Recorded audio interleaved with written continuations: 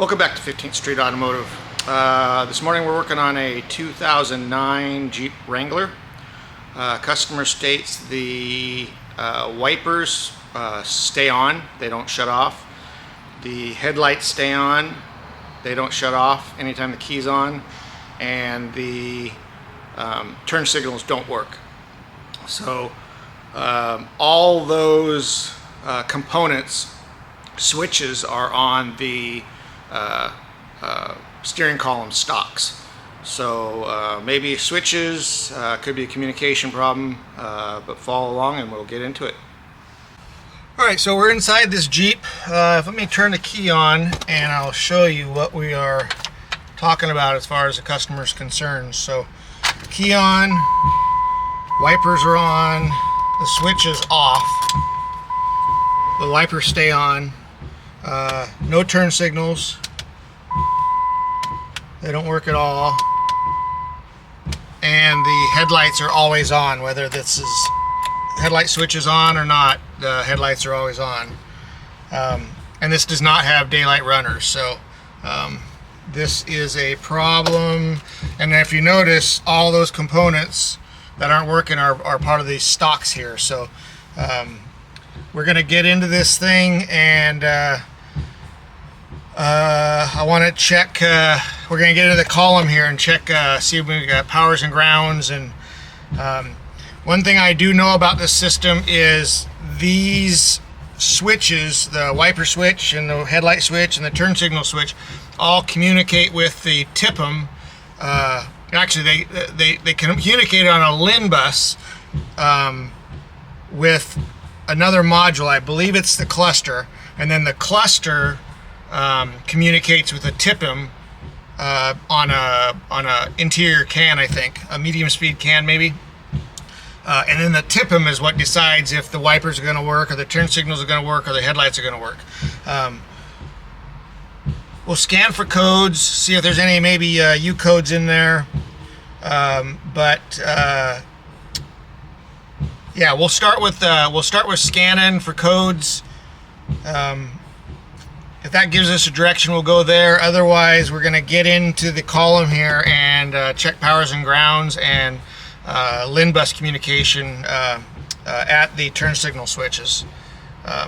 So let me get the scanner.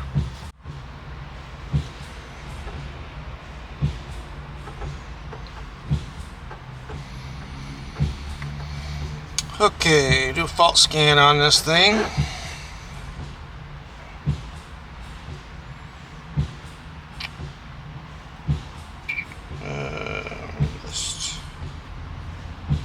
Okay, so our mechanical instrument cluster has a U1008 LIN Bus problem, LIN Bus communication. That would cause our problems.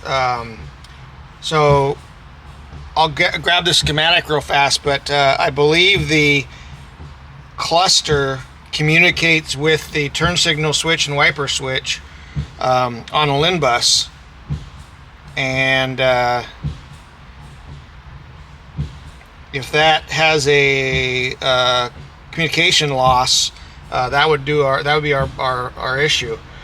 The one way that thing works is if the cluster doesn't receive those messages and doesn't send the request for on or off for the wipers and the turn signals and the headlights to the TIPM just defaults to wipers on and headlights on, because if it fails and you're driving down the road in the rain and in the dark, it would rather have your headlights on all the time and your wipers on all the time than not work at all and have you get in an accident. So if our LIN bus is down, then that's our problem. So let's grab the schematic and see how that system works. Okay, if we go here, go to OE, and we want to go to information bus, I believe. Let's CAN, don't want to go to CAN. These are all cans.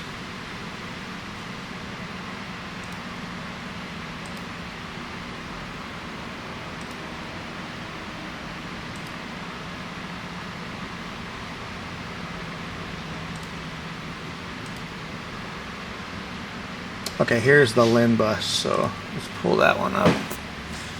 Alright, so here's our cluster. And you can see the LIN bus.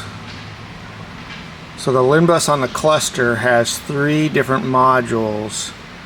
There's your multifunction switch. I don't see wiper switch on there. Modules, the compass module. I don't think this has a compass module. That's an optional piece of equipment, and I believe this might be an optional thing. And then this bank switch, this is where underneath the radio there's a hazard switch and a ESP switch. That's on there too, and that communicates all with the cluster, but I don't see a wiper switch on there. So let's go back here. Actually, while we're here, let's see if we can't figure out how the cluster, okay, here's a cluster. Let's pull this one up. So here's your cluster right here, and it communicates with the TIPM on the interior CAN, yeah. So the interior CAN is how it communicates with the TIPM. So that's how the turn signals and headlights at least get to the TIPM, is through the cluster and the interior CAN. But I want to go back here to, let's pull up schematics. Right here.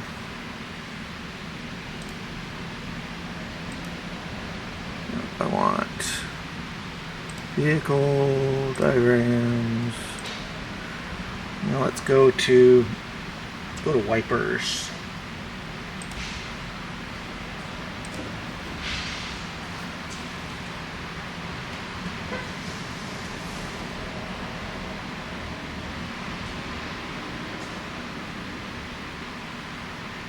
Okay, so here you can see where the TIPM controls the wiper motor, but that's not what we want. We want to see where the wiper switch is.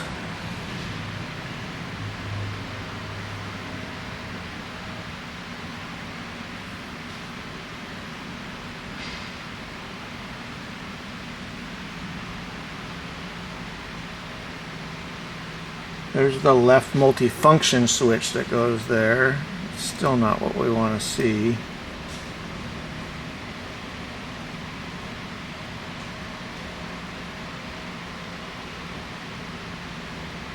Okay, here, this is what we got. So that, the multifunction right is the wiper switch. It's that stock that's on the right side of the column. And it's wired through it looks like all yellows, but it's wired to the multifunction left, and then the multifunction left is what talks to the cluster. So this is hardwired together. Essentially, the turn signal switch and the wiper switch is one switch because it's wired together with a harness. So that should be more clear once we get those covers off. What I want to do here is I want to pull up those covers for the turn signal switch and the wiper switches. First of all, we can verify that that yellow harness connects the wiper switch to the turn signal switch, but we also can check at the turn signal switch, which is this one right here. We can check to see if we have power here. We should have ground here. We should have power here. And we should have a LIN bus signal here on this, let's say white, dark, green. We have a U108, which is a LIN COM code. So I'm suspecting we got a problem with our LIN bus. But let's get those covers off and take a look.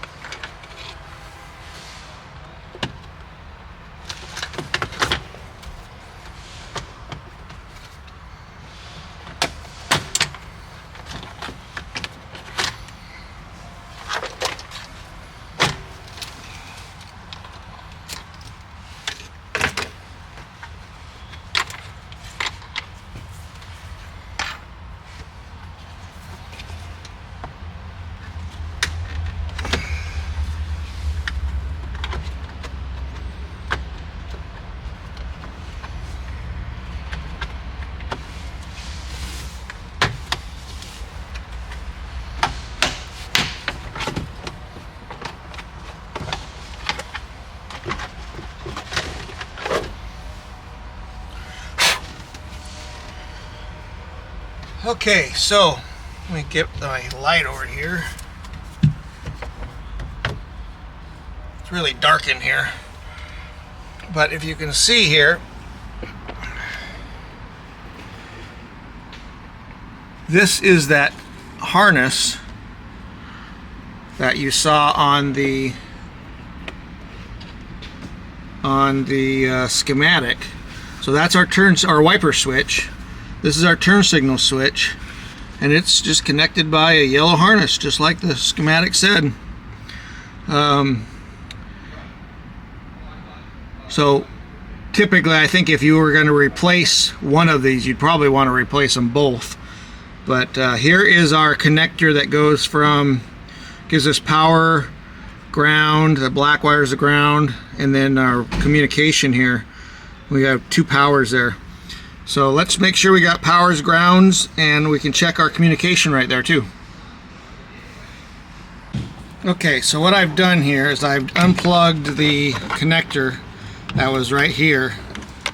This is the connector that has the power, ground, another power, and the LIN bus that controls both of these switches here, the turn signal switch and the wiper switch over here. So what I'm going to do is I'm going to scope the both powers using this ground, and I'll put the camera over on the lab scope just so you can see them, and then I'll put that circuit into the bus signal, and even with this disconnected, there should be something on that bus signal because the cluster is trying to talk to these things. So we'll check that, and then we'll go from there.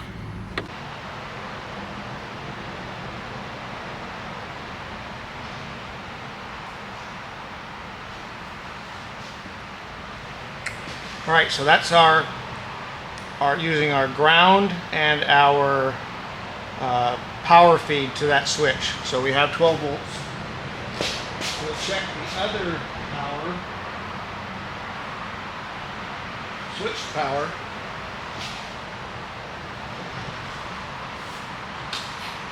Key on, and there we have 12 volts. I need to put a jump box on it because we're getting low on our voltage.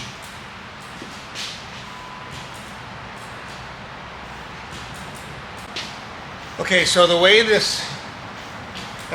LIN bus works is we've got our cluster, and then we've got 3 different modules that connect to that cluster. The cluster is the master, and then the other 3, the switch bank, the compass module, and the turn signal switch are what's called slaves. It's not the PC names for it. Now they call them commanders and responders. But I'm kind of old school, so we've always called them slaves and masters. So that's what I'm going to call them today. So what happens is the slaves cannot initiate communication. Communication has to be initiated by the master or the commander. The slaves can send a wake-up signal to the master so that the master asks the questions, but the slaves can't tell the master what it wants him to do. So the LIN bus rests at battery voltage, in this case about 11 volts. When a query happens, you'll see a communication down to about 1 volt. So there should be a communication signal on here. But that has to be initiated by the master, in this case the cluster. Now if we say we turn a switch on, you might see a little blip here, and that's just a wake-up call to the cluster saying, hey, ask me a question. But right now we've got a good rest, so our bus is complete. We just need to see if we're getting any activity. So I'm going to plug that connector back in with a back probe to the power, and then we'll see if we're getting any wake up request. So watch the signal there.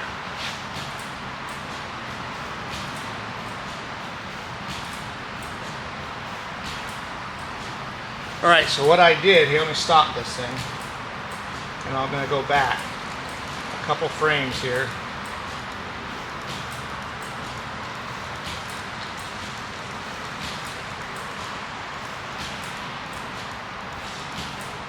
Right there. See that blip? There's 3 blips. That is a wake-up signal from the turn signal switch. I was cycling the headlight switch. But there was no, so what happens is when that thing sends its wake-up signal, there immediately should be a signal from the cluster saying, hey, what do you want? I saw that you asked me something, what do you want? And then the switch would send a signal saying, I want headlights to turn on. But that never came from the cluster. So what we need to do is we need to go a little deeper and pull the covers off the cluster and see if our issue is that signal not getting to the cluster. If that signal is getting to the cluster and the cluster is not sending out another signal, then our problem's in the cluster. Our problem's in the LIN transceiver inside the cluster. It would need a cluster at that point. So our next step is to pull the covers off the cluster and see if that wake-up signal is reaching the cluster. If it is, then our problem is a instrument cluster. Okay, so I've got the cluster out. If you look at the schematic here, on the schematic, it showed that the LIN bus circuit is a white with green trace, which is right there in pin 19, and that's pin 19. So that's pin 20 right there. There's a 20 pin connector. One right next to it's 19. That's the bus signal.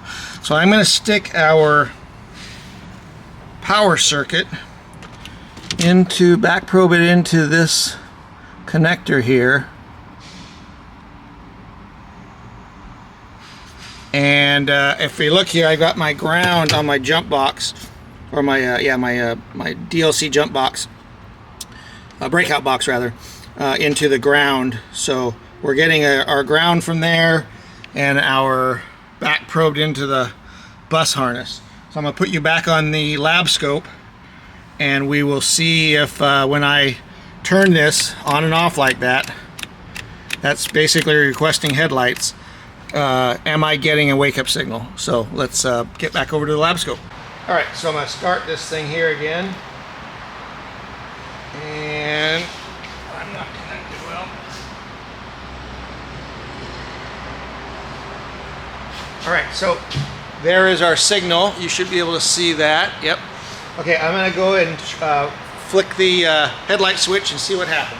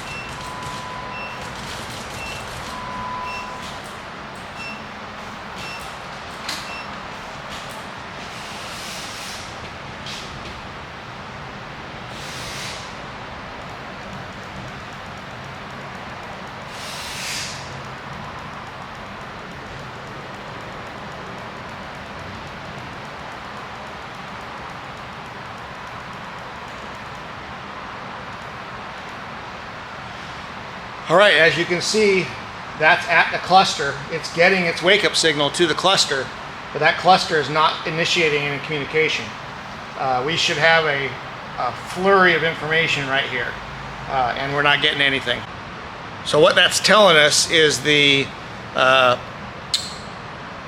cluster is receiving that LIN Bus request, and the LIN Bus or the cluster is not sending out the request for more information from the turn signal switch.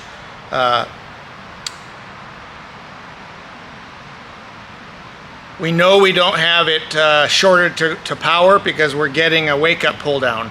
That proves that we don't have a problem with the shorted to power on the LIN Bus. It's able to pull down, it's just not. So we're going to order up a cluster for this thing. I think the switches are functional.